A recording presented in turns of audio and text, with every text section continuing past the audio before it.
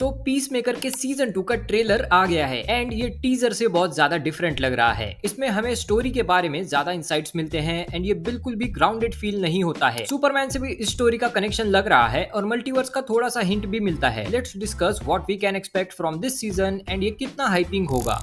This is Saif, welcome to nerd fiction.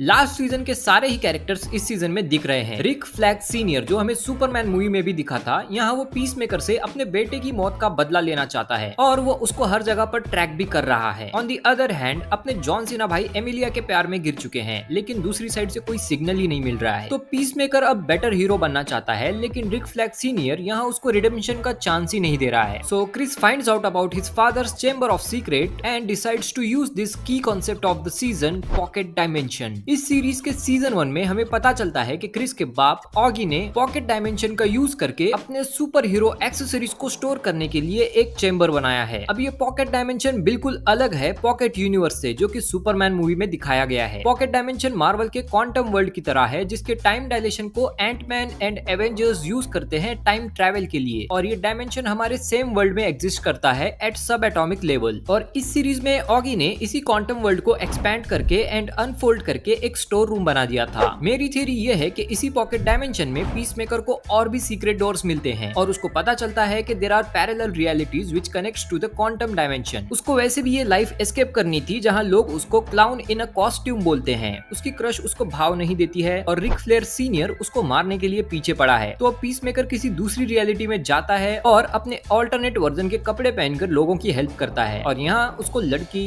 इज्जत, freedom सब एक साथ मिल जाता है। अब क्रिस खुद को वो हीरो फील करने लगता है जो वो चाहता था, लेकिन कुछ टाइम के बाद में उसका सामना होगा इस ऑल्टरनेट यूनिवर्स के पीस मेकर से, जिसके वो कपड़े पहनकर घूम रहा था, जिसकी गर्लफ्रेंड के साथ वो बात कर रहा था एंड इस यूनिवर्स का पीस मेकर बनकर मजे ले रहा था। सो बेसिकली इस सीजन का थीम है finding yourself and where you belong. अब पीस मेकर की एक छोटी फैमिली भी बन गई है इन फ्रेंड्स के साथ में, जिसको लेकर ये स्टोरी लाइन दिखाई जाएगी कि कैसे ये टीम हेल्प करेगी पीस मेकर को बेटर पर्सन बनने में। ऑब्वियसली यहाँ पर कोर की कॉमेडी होगी, धमाकेदार एक्शन सीन्स भी होंगे। कुछ सीन्स देखकर लग रहा है कि यहाँ एलियंस तो नहीं है, लेकिन ये सीजन फिर भी ज्यादा ब्लडियर होने वाला है। मेरी एक और थ्योरी है कि इतने सारे डायमेंशंस विजिट करने के बाद में पीस मेकर को पता चलेगा कि मोस्ट ऑफ द यूनिवर्स में आप किसी को भी मारने के बाद भी फ्री घूम सकते हो, और वो गलती से अपने एक्चुअल यूनिवर्स को किसी गलत यूनिवर्स से कंफ्यूज कर जाएगा और फिर से किसी को मार देगा, जिससे आर्गस ऑफिशियली उसके पीछे पड़ जाएगा। जेम्स गन ने इस सीजन की राइटिंग पर तो काम किया है, लेकिन ज्यादा एपिसोड्स डायरेक्ट नहीं किए हैं। लेकिन जैसा कि उन्होंने अपने इंटरव्यू में बताया था कि इस सीरीज के इवेंट्स सुपरमैन से कनेक्ट होंगे। कोई बड़ा थ्रेट कॉमन है pocket dimension and pocket universe में। क्या पता यहाँ आर्गस को इन डायमेंशनल रिफ्ट्स को क्लोज करने के लिए लेक्स लूथर या फिर मिस्टर टेरिफिक की जरूरत पड़े और हमें इन दोनों में से किसी एक का कैमियो देखने को मिले। इस सीरीज के एंड तक हमें ये भी पता चल जाएगा कि इसका सीजन 3 आएगा या फिर जॉन सीना का पीस मेकर अब मूवीज की तरफ शिफ्ट करेगा बड़े डीसीयू क्रॉसओवर के लिए। आई गेस के अब डीसीयू के टीवी शोज वाले स्टोरीज एरोवर्स की तरह एक लार्ज ऑडियंस को कैप्चर करेंगे। नेक्स्ट ईयर आने वाली लैंटर्न सीरीज भी डीसीयू के लिए इंपॉर्टेंट है, जिसमें गाय गार्डनर भी दिखेगा, जिसने ऑलरेडी सुपरमैन मूवी में कुछ फैंस बना लिए हैं। तो कमेंट करके बताओ कि आपको ये ट्रेलर कैसा लगा एंड पीस मेकर के इस सीजन से क्या एक्सपेक्टेशंस हैं। If you have any suggestions for videos, वो भी कमेंट करके बता सकते हो।